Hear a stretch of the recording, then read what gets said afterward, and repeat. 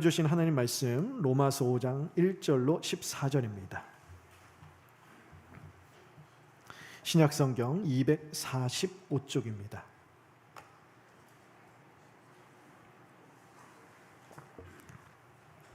로마서 5장 1절로 4절까지의 말씀을 우리 한 목소리로 읽도록 하겠습니다.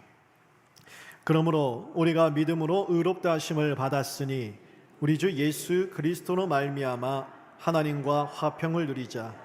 또한 그로 말미암아 우리가 믿음으로 서 있는 이 은혜에 들어감을 얻었으며 하나님의 영광을 바라고 즐거워하느니라. 다만 이뿐 아니라 우리가 환난 중에도 즐거워하나니 이는 환난은 인내를, 인내는 연단을, 연단은 소망을 이루는 줄 알미로다. 아멘. 그리고 마태복음 19장에 보면 어떤 한 재물이 많은 부자 청년이 예수님께 와서 이렇게 물어봅니다. 선생님, 무슨 선한 일을 해야 내가 영생을 받겠습니까? 그저 예수님이 이렇게 말씀하세요. 가서 하나님의 계명을 지켜라. 살인하지 말고, 도적질하지 말고, 간음하지 말고 등등 10계명 중에 5계명부터 10계명 10번째 해당되는 계명들을 예수님이 말씀하세요. 그러자 그 부자 청년이요, 선생님, 저는 이미 그 계명들을 오래전부터 다 지켜오고 있습니다. 그렇게 말을 하는 거예요. 즉 이 부자 청년이 예수님께 정말 구원받는 방법을 몰라서 물어본 게 아니라는 것이죠. 자기는 일찍부터 이 계명들을 다 지켜왔으니 나 정도 되면 구원을 받고도 남지 않겠느냐, 나는 구원받기에 합당하지 않겠느냐, 자기 자신을 인정받기 위해서 자랑하려고 그 질문을 던졌다는 거예요. 예수님께서 그러자 이렇게 말씀하세요. 그렇다면 가서 너의 재산을 다 팔아 가난한 자들에게 나눠주고 그리고 와서 나를 따르라 말씀하세요. 주님의 말씀을 우리가 오해해서 들어서는 안 됩니다. 이렇게 말씀하신 것은 우리도 우리의 재산을 팔아서 다 구제하고 선교헌금 드리고 가난한 자들 다 도와줘야 그래야 우리가 구원받는다, 주님 그 말씀하시는 게 아니에요.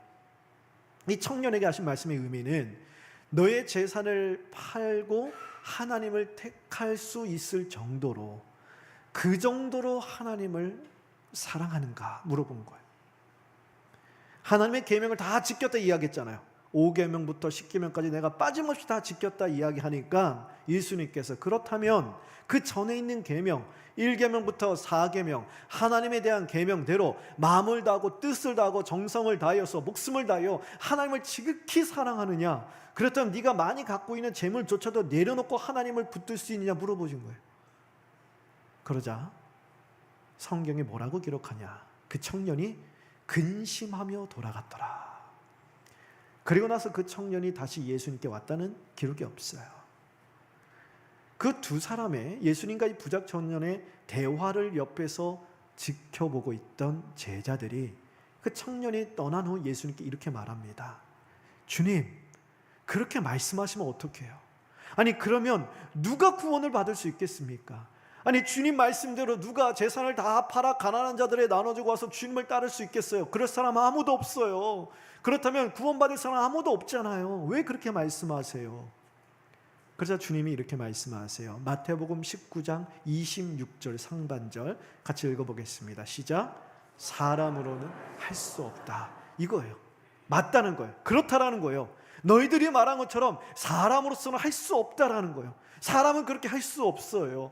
죄 짓지 않고 하나님 말씀을 다 지키면 하나님이 구원을 해주세요. 하나님께 인정받을 수 있어요. 근데 사람으로서는 그렇게 할 수 없다라는 거예요. 아담이 타락한 이후로 이 땅에 태어난 모든 인간들은 죄 가운데 태어나고 죄 가운데 살아가고 죄 가운데 죽기 때문에 죄에서 벗어날 수 없는 인생이기에 영생이 아니라 영원한 죄의 형벌에 처해져 있다는, 사람으로 할 수 없다는 것, 스스로 구원할 길이 없다는 것. 우리가 복음을 전하고 전도하다 보면 다양한 반응들이 있습니다. 무시하는 사람들도 있고요, 이상한 소리 한다고 욕하고 비우는 사람들도 있어요. 근데 어떤 분들은 좀 자세하게 들으세요. 귀담아 들으세요. 그리고 이런 말이 나와요. 구원 받고 싶어요. 저 천국 가곤 싶어요. 그런데 한 일이 없었어. 죄가 많아서, 자격이 안 돼서, 내가 어떻게 나 같은 사람이 어떻게 예수 믿을 수 있겠냐, 나 같은 사람이 어떻게 천국 갈 수 있겠냐고요. 난 못 가지. 맞는 말이에요. 맞는 말이에요. 사람으로서는요, 할 수 없어요. 스스로 구원할 수 없어요. 내 자신을 구원할 만큼 하나님 앞에 업적을 쌓을 수 없고요, 내 자신을 구원할 만큼 하나님이 나중에 하나님 심판대 앞에 섰을 때 공과 과, 공과를 구분할 때 공이 많겠어요? 과가 많아요. 우리의 모든 선한 것을 다, 우리의 모든 악한 것을 감쌀 만큼 우리는 선을 쌓으며 살지 못해요. 우리 스스로를 구원할 만큼 우리는 의롭지도 않고 자격이 되지도 않고 죄가 많아요. 맞는 말이에요. 우리는 스스로 구원할 수가 없어요. 사람으로서는 할 수 없어요. 그런데 하나님 말씀, 주님의 말씀 거기서 끝이지 않습니다. 마태복음 19장 26절 이렇게 이어져요. 같이 한번 읽어볼까요? 시작. 하나님으로서는 다 하실 수 있느니라. 사람으로서는 할 수 없어요. 그런데 사람이 할 수 없을 그때 하나님은 다 하신다. 스스로를 구원할 수 없지만 하나님은 하신다는 거예요. 즉 하나님이 우리의 구원을 스스로 이루셨다라는 거예요.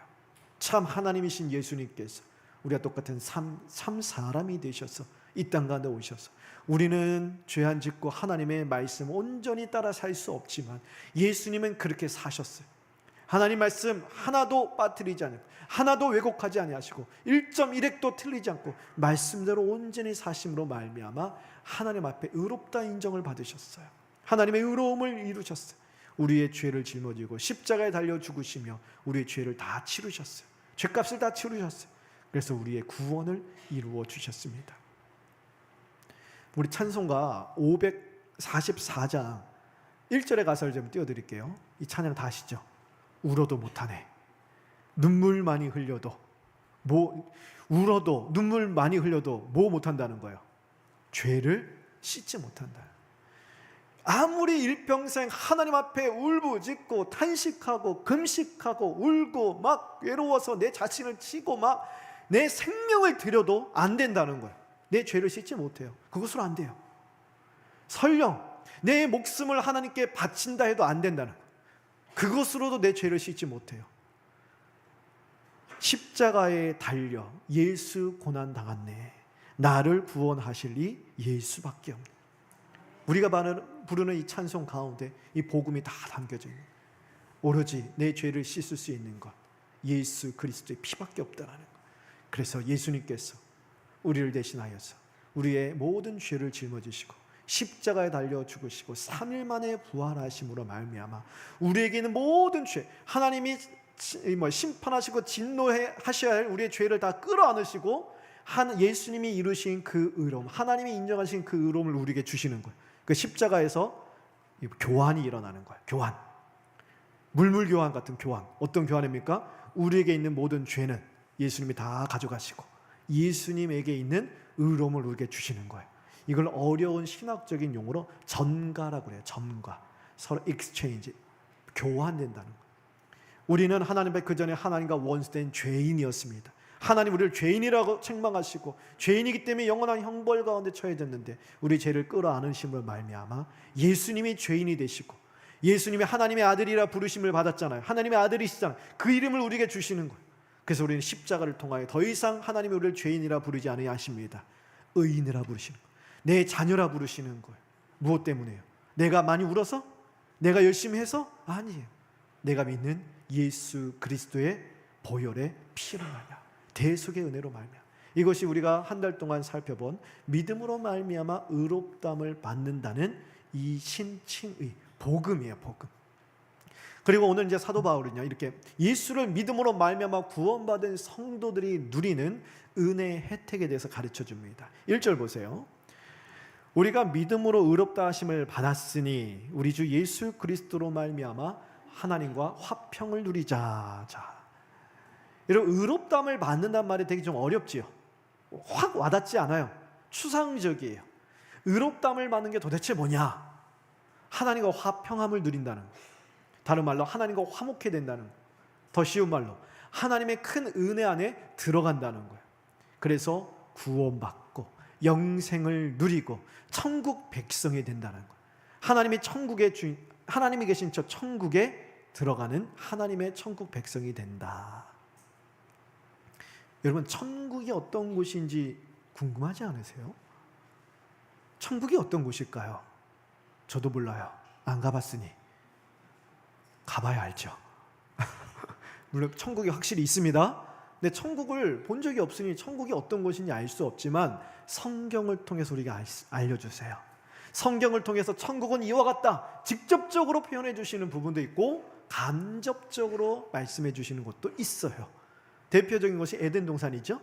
하나님께서 에덴 동산을 지으셨잖아요. 에덴 동산은 천국의 모형이에요.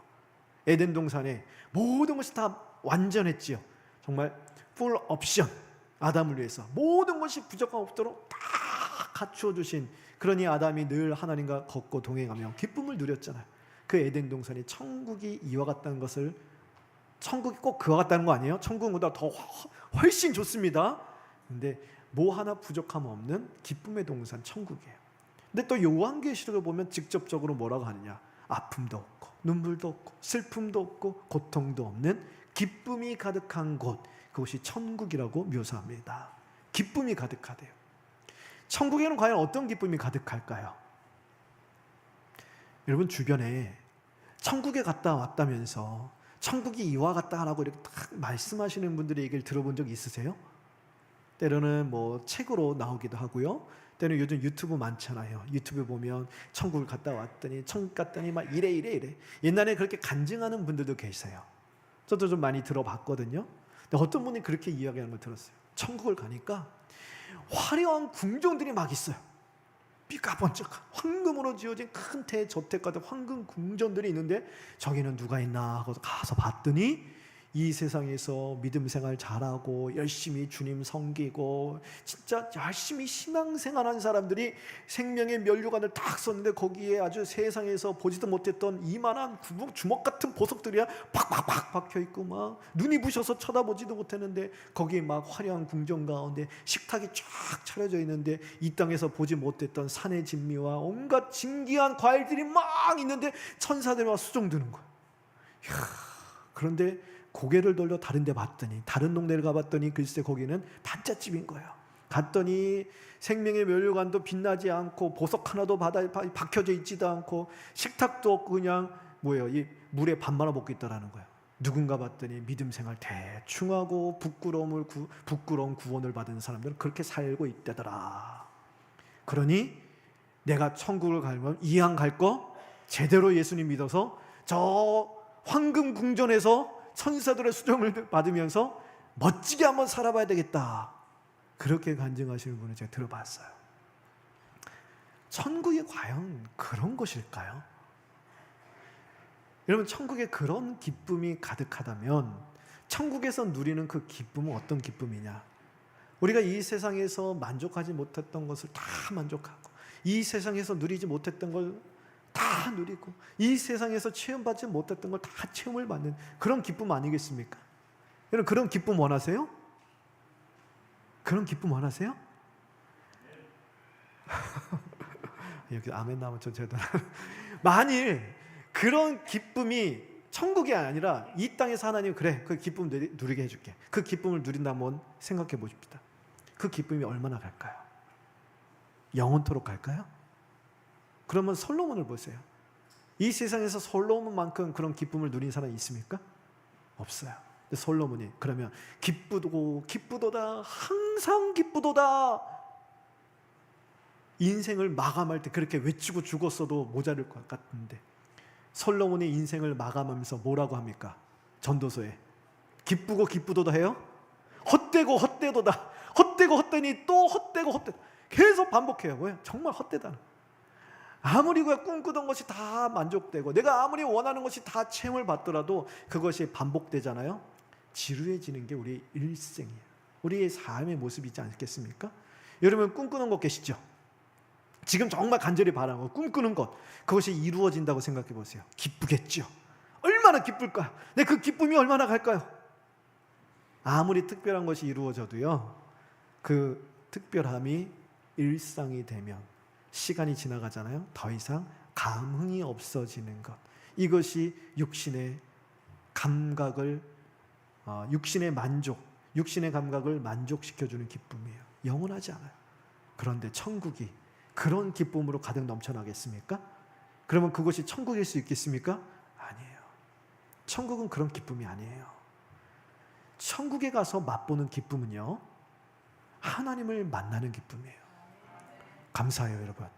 1부 때는 이렇게 했더니 분위기가 싹 실망하시더라고요. 대단한 기쁨이 나올 줄 알았는데 하나님을 만나는 기쁨이랬더니 뭐야, 별거 아니잖아. 이러한 반응이. 여러분, 아멘은 감사해요. 천국 가서 누리는 기쁨은 하나님을 만나는 기쁨인데 왜 이게 대단한 기쁨이냐? 여러분, 대단한 기쁨이에요. 이게 왜 대단한 기쁨이냐? 하나님이 기쁨의 원천이시기 때문에 그래요. 기쁨의 원천. 하나님에게서 모든 우리에게 필요한 기쁨이 다 나와요. 하나님은 기쁨의 샘솟는 샘물과 같아요. 다음이 없는 기쁨의 샘물. 그래서 우리에게 필요한, 영원토록 필요한, 우리의 영원토록 영혼의 만족을 주는 기쁨이 하나님께로부터 나온다고요. 근데 그 하나님을 만나요. 하나님과 얼굴과 얼굴로 맞대요. 하나님과 영원토록 살아가는 거예요. 하나님과 함께하는 삶을 사는 거. 그것이 천국이라는 거예요. 여러분, 하나님은요, 성삼위 하나님, 성부, 성자, 성령 삼위 하나님께서 영원 전부터 이 영원한 기쁨을 누리고 계셨습니다. 근데 그 기쁨이 차고 넘쳐요. 막 충만하게 차고 넘쳐서 이루어진 것이 창조예요. 창조. 하나님이 이 땅 태초에 천지를 창조하실 때 무엇으로 창조하셨냐? 기쁨으로 창조하셨어요. 그래서 하나님의 해가 있으라 말씀하시고 달이 있으라 이 천지를 창조하시면서 매일같이 반복되는 문구가 나오죠. 보시기에 좋았더라. 왜 좋으시냐? 하나님의 기쁨으로 창조하셨어요. 기쁨이 넘쳐나요. 그래서 하나님 기쁘신 거예요. 보시기에 좋으신 거예요. 마지막 날 사람을 지을 때 하나님이 사람에게 하나님 기쁨을 충만하게 부어주셨어요. 그래서 사람을 지으시고 보시기에 심히 좋았더라. 매우 기쁘셨어요. 그치지 않으세요? 거기서 그치는 것이 아니에요. 사람을 지으시기 전에 에덴 동산을 먼저 만드셨어요. 에덴 동산, 에덴, 기쁨이란 뜻이에요. 기쁨의 동산. 너는 나의 기쁨이다. 나의 기쁨으로 살아라 하면서 하나님의 기쁨 가운데 두셨어요. 그러니 에덴 동산에서 아담은요, 하나님과 늘 충만한 기쁨을 누렸다는 거예요. 천국이 이와 같다는 거예요. 믿음으로 말미암아 의롭다함을 받았다. 의롭다함을 받은 사람의 누리는 혜택, 기쁨을 누린다는 거예요. 사도 요한은 이것을 다른 문구로 이렇게 표현합니다. 하나님의 자녀되는 권세를 받았다. 권세. 자, 어떤 권세냐? 아담이 가졌던 권세. 에덴 동산에서 하나님과 영원토록 함께하며 하나님 안에 있는 큰 기쁨을 누릴 수 있는 권세, 그것을 회복한다는 거예요. 왜냐하면 아담이 선과 악을 알게 하는 나무의 열매를 먹고 에덴 동산에서 쫓겨나 그 기쁨을 잃어버렸기 때문에 그래요. 그런데 믿음으로 말미암아 의롭다함을 받은 하나님의 자녀는요, 그 기쁨을 누릴 수 있는 권세를 다시 회복된다는 거예요. 예수 그리스도로 말미암아. 그리스도로 말미암아 우리가 하나님 안으로 다시 들어가, 끊어졌던 관계가 회복돼요. 하나님 안으로 들어가 하나님 안에 참된 기쁨을 누릴 수 있는 권세를 얻었다라는 것이죠. 그래서 주님과 동행하는 우리의 삶이 에덴 동산으로 회복되는 거예요. 주님과 함께하는 삶에 에덴 동산이 이루어지는 거예요. 그래서 예수님이 이 땅에 오셔서, 여러분 요한복음에 보시면 여러 가지 이적들이 나타나요. 그런데 예수님이 가장 첫 번째로 행하신 표적이 무엇이냐? 기적이 무엇이냐? 가나의 혼인잔치에 가서 물이 변하여 포도주가 되게 하시는 거예요. 이런 첫 번째 기적이 뭐든지 첫 번째 하는 것이 의미가 있죠. 그 예수님이 첫 번째 기적을 행하시는 것은 얼마나 중요해요. 큰 의미가 있어요. 근데 왜 하필 죽은 나사로를 살려내실 수도 있고, 오병이어의 기적도 있고, 무리를 걸으시는 기적도 있고, 놀라운 기적들이 많아요. 근데 왜 하필 가장 처음으로 가나의 혼인잔치, 결혼식에 가서 포도주가 다 떨어졌다고 물을 변화시켜 포도주를 만드시는 이 놀라운 일을 행하셨을까? 포도주는요, 우리 삶의 기쁨의 요소를 상징합니다. 전도서에도 포도주는 우리 삶의 기쁨이라고 표현할 만큼, 이 포도주는 단순히 술 한 잔이 아니에요. 우리의 영혼을 만족해 해주시고 우리의 삶의 기쁨을 충만케 해주시는 그런 하나님의 은혜를 상징하는 거예요. 아담은 이걸 잃어버렸어요. 죄 가운데 사무쳐 살아가는 이 땅에 있는 모든 사람들이 다 이 기쁨을 상실했습니다. 그래서 우리 헛헛한 마음, 공허한 심령을 무엇으로 채울 수 없기 때문에 재물을 탐해보고, 음란함을 탐해보고, 방탕함을 갖다가 채워보고, 이 땅에 있는 그 모든 것들을 갖다가 다 쏟아 이렇게 붓는 거예요. 그런데 채워지지 않는 거예요. 왜요? 밑 빠진 항아리와 같기 때문에 아무리 쏟아부어도 만족이 없는 거, 채움이 없는 거예요. 예수님이 바로 그 우리의 채움이 되어주신다는 거예요. 잃어버린 기쁨이 되어주신다는 거예요. 그래서 첫 번째 사역으로 물을 변화시켜 포도주가 되게 하십니다. 그리고 예수님이 십자가에 달려 죽으시기 전 마지막 제자들과 함께 만찬을 가지실 때 요한복음 15장과 17절에 15장과 17장 두 번이나 걸쳐서 뭐라고 하시나, 제자들 향해 나의 기쁨이 너희에게 충만케 하기 위하여 내가 이 십자가의 잔을 마시고 하늘로 올라간다 말씀하세요. 이 사역을 위해 예수님 우리에게 오신 거예요. 그래서 예수님을 믿는 모든 하나님의 백성들은요, 이 하나님 안에 있는 기쁨, 잃어버렸던 기쁨을 누릴 수 있는 권세를 얻게 된다는 것입니다. 이것이 바로 천국 백성이 되는 거예요. 우리는 이 땅 가운데 이 기쁨을 온전히 누리지 못해요. 하나님은 분명히 주셨어요. 기쁨을 누릴 수 있는 권세를 주셨어요. 약속이 있어요. 하지만 우리는 세상 풍파, 걱정에, 염려에 시달리고 사무쳐서 하나님이 보이지 않고 세상이 크게 보이기에 근심 걱정으로 말미암아 이 기쁨을 온전히 누리지 못해요. 누릴 때도 있지만 그러지 못할 때도 많아요. 하지만 천국에 갈 때, 천국에서는 하나님 안에 보장된 영원한 기쁨을 온전히 그리고 영원토록 누린다는 이 권세가 우리에게 주어졌다. 이것이 바로 믿음으로 말미암아 의롭다함을 받은 하나님의 성도들이 누리는 은혜의 혜택이라는 것입니다. 두 번째 2절 보세요. 2절 한번 읽어보겠습니다. 시작. 또한 그로 말미암아 하나님의 영광을 바라고 즐거워하느니라. 우리가 예수를 믿음으로 말미암아 의롭다함을 받아 하나님의 기쁨을 누릴 이 권세가 회복됐잖아요. 그래서 하나님의 영광을 바라고 즐거워한다는 것입니다. 다른 말로 하면 하나님의 다스리심, 하나님의 통치 가운데 내 삶이 있기 때문에 어떤 환경 속에서도 내가 하나님 안에 누릴 수 있는 기쁨, 그 기쁨을 내가 갈망한다는 거예요. 그 영광을 바라고 즐거워한다는 거예요.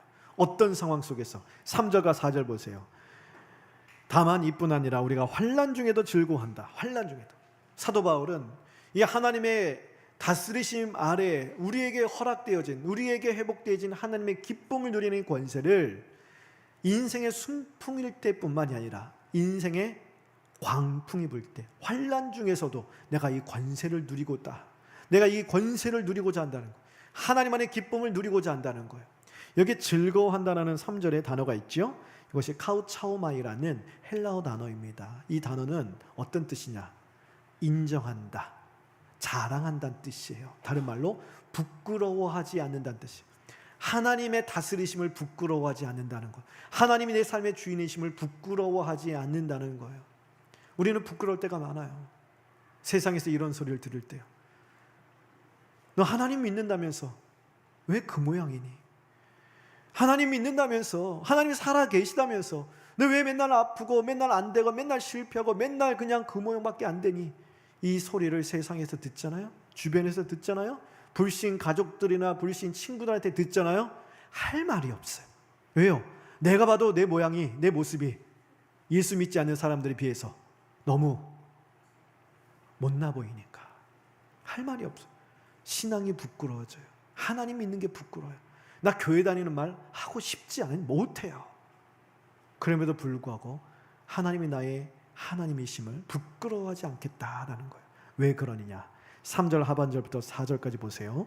환난은 인내를, 인내는 연단을, 연단은 소망을 이루는 줄 알기 때문이라. 여러분 이 구절 유명하잖아요. 이 문구를 보시면 연결되죠. 그래서 우리는 보통 어떻게 이해하느냐? 인과관계로 이해를 합니다.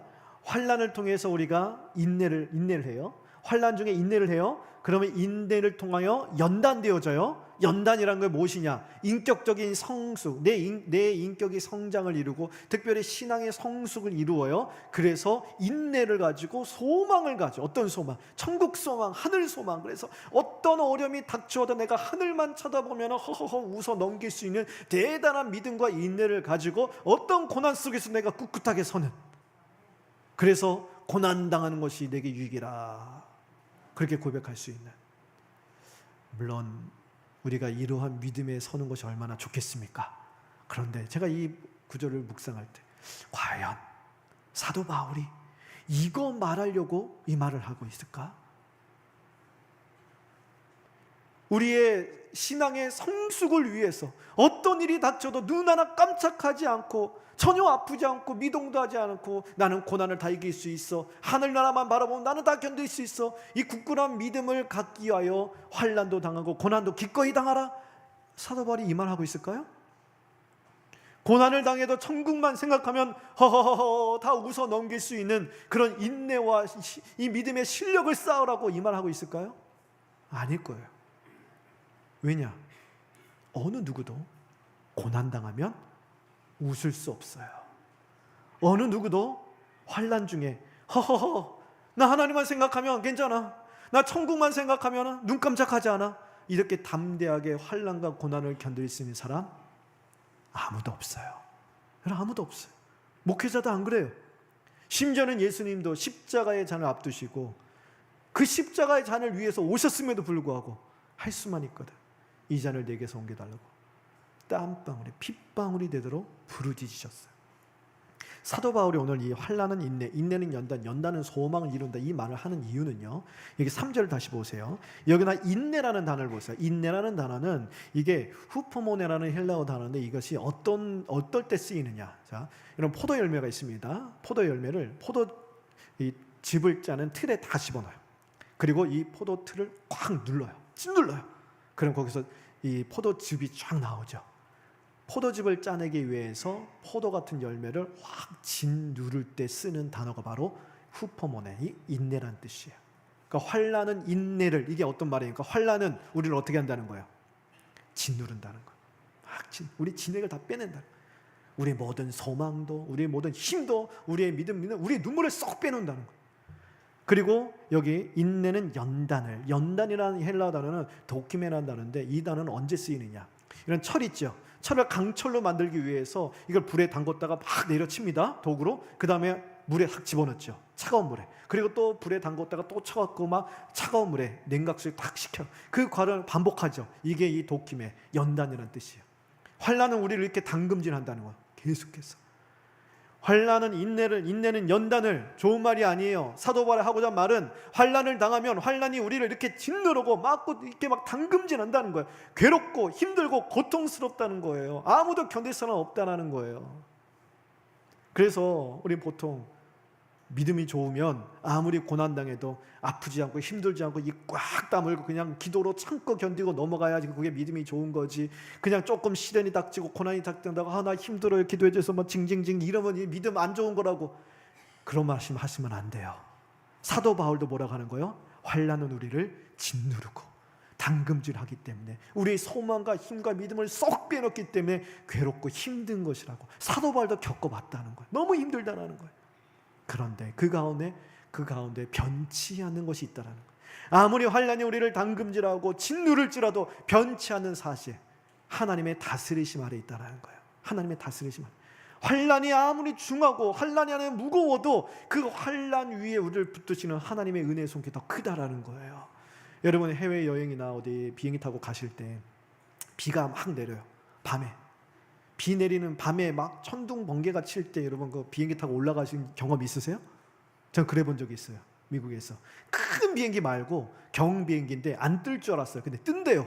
분명히 막 비가 내리고 막 장난 아니거든요. 결항될 줄 알았는데 간대요. 큰일 났다. 이거 가다가 떨어지는 거 아니냐?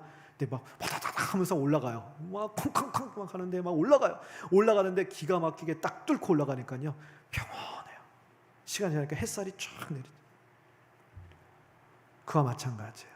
우리가 눈으로 보는 이 땅에는요, 비가 내리고 바람이 불고 번개가 치고 천둥이 치고 야 끝났다, 못 날아간다, 못 올라간다, 결항이다, 삶은 끝났어. 그런데 하나님의 다스리심은 여전히 변하지 않는다는 거예요. 그 창공을 뚫고 올라가면 그 위에는요 찬란한 햇살이 쫙 평안하게 쫙 내리치는, 우리가 알 수 없는 그러한 또 다른 세계가 찬란하게 펼쳐져요. 아무리 여기서는 천둥이 치고 번개가 치고 비바람이 내려도요 그 위에는요 평온해요. 하나님의 다스리심이 영원히 변하지 않는다는 거예요. 그 하나님의 다스리심 그 층으로 올라갈 때 하나님의 다스리심 안에 우리에게 약속되어진 기쁨을 누리는 권세가 우리에게는 여전히 주어졌다는 거예요. 이것은 변하지 않아요. 그래서 하나님의 우리에게 주신 기쁨을 누리는 권세를 기억하고 그 하나님께 나아가 하나님의 은혜를 구할 때 하나님께서 그 은혜로 우리를 짓누르고 진액을 빼내는 모든 환난 중에서도 그것을 덮고 그것을 가리며 우리를 붙들어 주시는 은혜는 변하지 않는다는 거예요. 그렇기에 사도 바울이 하고자 하는 말이 이거예요. 환난이 아무리 우리를 짓누르고 당금질할지라도 우리는 여전히 하나님께 나아갈 수 있는 길이 있다. 하나님께 나아가 하나님 찾고 하나님 붙들 때 하나님께서 약속하신 대로 그 은혜로 우리를 붙들어 주신다. 그것이 변하지 않는다. 그래서 그 하나님의 다스리심 안에 나아가 하나님 우리에게 약속하신 그 기쁨을 누리자. 나는 그 기쁨을 누린다. 이 말을 하고 있는 거예요. 그래서 하나님의 다스리심 안에 그 기쁨을 누릴 때 그 기쁨을 누리는 것이 여러분 얼마나 참 복이요 소망입니까? 그래서 환난을 이기잖아요. 환난을 견디고 나가잖아요.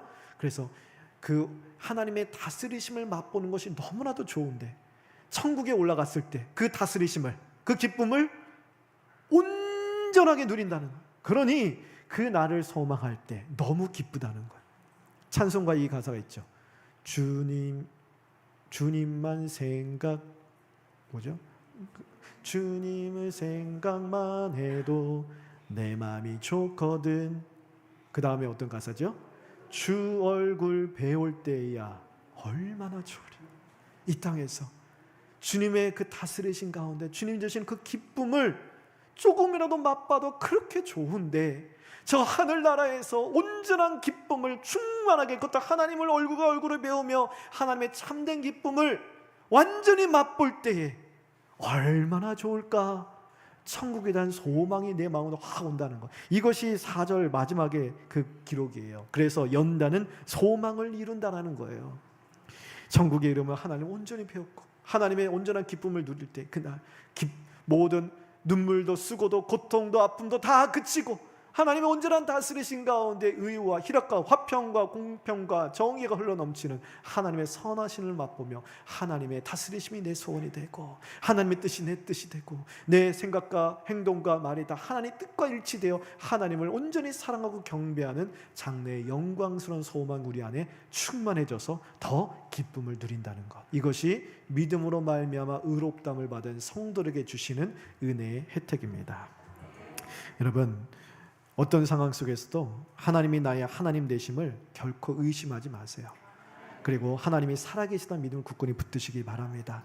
이것이 바로 하나님이 우리에게 주시는 은혜의 혜택이에요. 비록 세상에서 내가 가진 것이 별로 없고 힘이 없고 연약해 보이고 세상 사람들에 비해서 아무것도 아닌 것처럼 보일지라도 온 천한 만물을 말씀으로 지으시는 하나님이 내 삶을 다스리시고 계시고 내 삶의 주인이 되시고 우린 여전히 그 하나님의 손길 아래에 있습니다. 그렇게 나는 하나님만 붙들겠습니다. 이 고백을 가지시고 흔들리고 넘어질지라도 다시 이 고백으로 하나님 앞에 믿음으로 서시게 되길 바랍니다. 하나님이 우리에게 은혜를 약속해 주셨어요. 그러므로 이 믿음으로 살아갈 때 여러분 분명히 감내해야 할 어려움이 있을 거예요. 삶의 불편함이 있고 때로는 손해를 감당해야 할 때도 있을 것입니다. 그런 순간 속에서도 우리 하나님을 부끄러워하지 맙시다. 하나님, 내가 흔들립니다. 힘이 들어요. 불안합니다. 그럼에도 불구하고 하나님의 손 놓지 않겠습니다. 어떤 상황 속에서도 사람들이 뭐라고 할지라도 하나님 믿는 믿음 부끄러워하지 않고 오히려 더 하나님을 찾고 하나님의 다스리신 가운데 깊이 들어가 하나님이 주시겠다 하시는 그 기쁨을 누리고자 합니다. 환난이 나를 짓누르고 당금질하면 할수록 하나님의 손을 더 굳게 붙드시며 이 믿음으로 주님의 기쁨을 충만히 누리며 살아가는 저희 모두 되게